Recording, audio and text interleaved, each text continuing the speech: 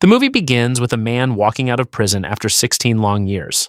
A Bible is handed to him, but he barely looks at it before tossing it into the river and walking away. We later learn his name is Amsterdam, and he has returned to New York to settle a score with his father's killer.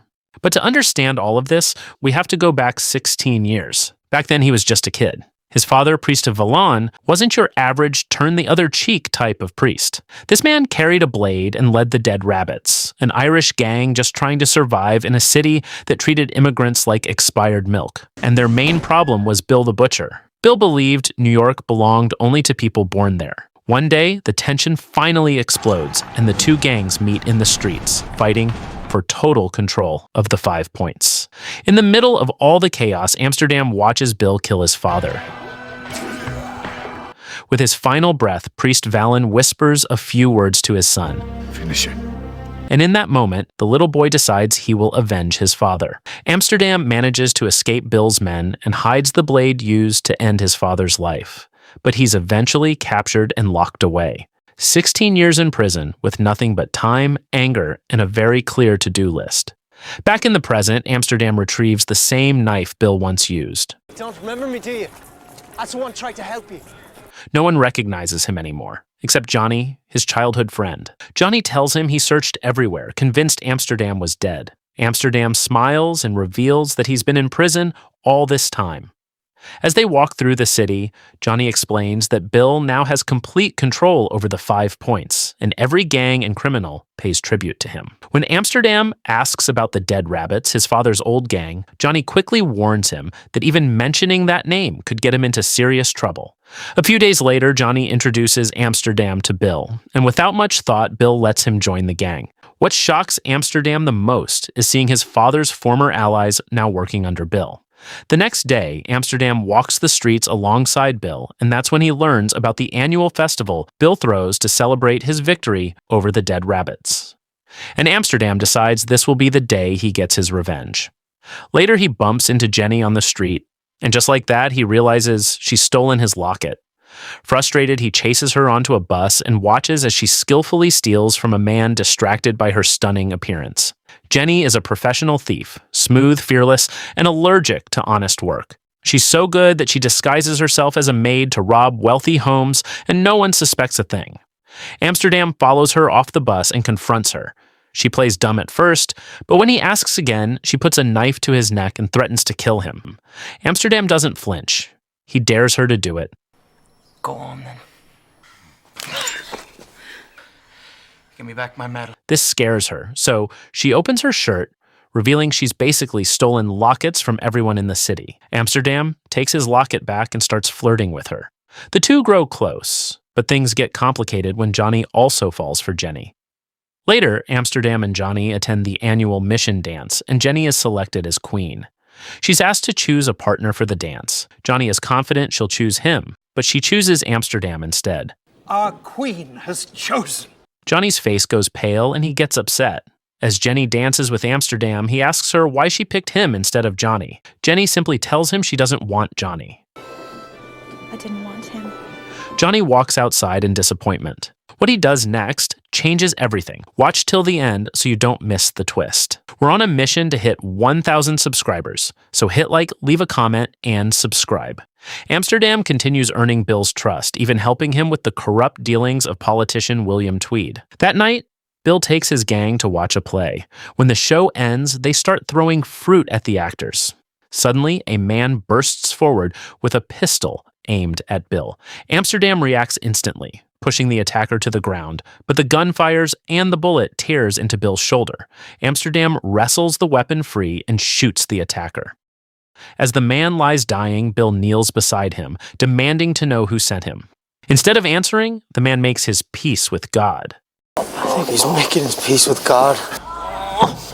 From that moment on, Bill trusts Amsterdam completely. Honestly, if Amsterdam had just let the gunman finish the job, this movie would have been about 40 minutes shorter. Later, Bill heads to a pleasure house to cool off, and that's when we see Jenny again. She steps in, pushes aside the woman tending to Bill, and starts patching him up. But things quickly heat up. Amsterdam watches like, "Oh, now you're trying to steal my girl too?" He walks away, disgusted. As Jenny heads upstairs, Amsterdam follows her into her room. They argue at first, but it doesn't take long before the tension turns into a kiss. The camera shifts to Johnny standing at the door watching like a creep, and getting even more jealous. Later that night, Amsterdam wakes up to see Bill sitting on a couch looking at him. Bill begins talking about how he uses fear to keep everyone in check and how he puts an end to anyone who betrays him. If somebody rises against me, I cut off his head, stick it on a pike. The festival day finally arrives. Johnny still can't get over being rejected. He's like, if I can't have Jenny, then I'll betray my best friend. So he does the most petty thing possible. He runs straight to Bill and exposes Amsterdam's true identity. Amsterdam arrives at the venue ready to take out Bill, unaware that Johnny has already snitched and every move he makes is being watched. The celebration begins with Bill showing off his knife skills, using Jenny as the He even cuts her slightly, just to get under Amsterdam's skin. Amsterdam tries to reach her, but the crowd blocks him, so he stays calm and sticks to his plan. While Bill makes his speech about killing Vallon, Amsterdam sees an opportunity and throws his knife. But of course, Bill catches it. He throws it back, injuring Amsterdam in the stomach. Bill's men grab him as Bill announces to everyone that this is Vallon's son. What follows is public humiliation, disguised as entertainment. They lay him on a table and Bill brutally beats him. The crowd calls for Amsterdam to be killed. Jenny is the only one begging Bill to spare him. Meanwhile, Johnny is probably somewhere celebrating, thinking Amsterdam is about to die at Bill's hands, and Jenny will finally be his. But to his disappointment, Bill doesn't kill Amsterdam. He ain't earned the death at my hand! He burns his face with a hot knife, then throws him into a pit to suffer. Lucky for Amsterdam, Jenny isn't just a pretty thief. She's also stubborn and fearless. She sneaks into the pit with him. Seeing his condition, she brings a doctor and urges him to escape. But Amsterdam didn't just wait 16 years to give up now. Bill killed his father and humiliated him. So no one, not even Jenny, is going to stop him. Once he recovers, Amsterdam walks into the town square. The crowd watches in silence as he places a dead rabbit on a fence. Bill hears the news and sends Happy Jack, a corrupt Irish cop, to get rid of Amsterdam. Unfortunately for him, Happy Jack quickly becomes Dead Jack. Now, before we leave Jack as a cautionary tale, here's what happened. Amsterdam ambushed him and left his body hanging in the square. Bill sees what Amsterdam has done and begins to regret not finishing him when he had the chance. At the same time, Amsterdam is working at the church construction site when several members of the Dead Rabbits quietly reveal themselves. One by one, they step forward, no longer hiding, and choose to stand united against Bill. Meanwhile, Johnny's luck finally runs out. Bill's men drag him straight to Bill. After betraying his best friend and trying to earn favor, Johnny learns the hard way. Bill doesn't reward loyalty, he exploits it. Johnny! Amsterdam finds him pinned to a fence, barely alive, and puts an end to his suffering. Later, Amsterdam's men take down McGloin, one of Bill's top enforcers. Bill and the natives march straight toward the church for payback.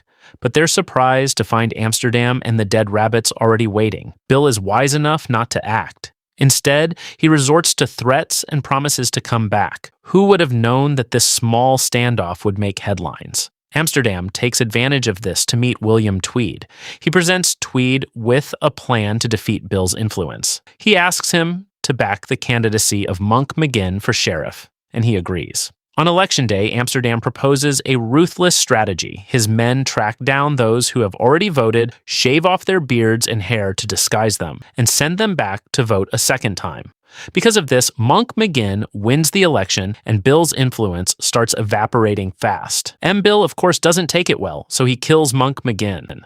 That pushes Amsterdam over the edge, so he takes the fight straight to Bill. Amsterdam challenges Bill to a final showdown at the same place where Bill defeated his father. Bill is overconfident and accepts the challenge, thinking history will repeat itself. Challenge. Challenge accepted. Later, Jenny tells Amsterdam she's leaving for California. He asks her to wait one more day, but she refuses. She's had enough of the violence and wants no part of what's coming. This'll all be finished tomorrow. You'll be dead by then. Both gangs begin preparing for battle.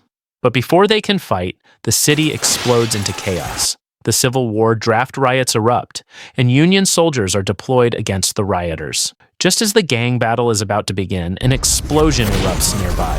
Cannon fire from naval ships interrupts the fight before it can fully start. Despite the gunshots and explosions, the two gangs keep fighting, like the war around them doesn't even exist. In the middle of it all, Amsterdam searches for Bill. When he finally finds him, another explosion erupts, and Bill is wounded by flying shrapnel. Amsterdam takes advantage of the moment. He uses the same knife Bill once used on his father, and ends him. Jenny returns and finds Amsterdam next to Bill's body. After the violence, the dead are buried. Together, Jenny and Amsterdam lay Bill to rest beside Priest Vallon, his old rival, and the city simply moves on.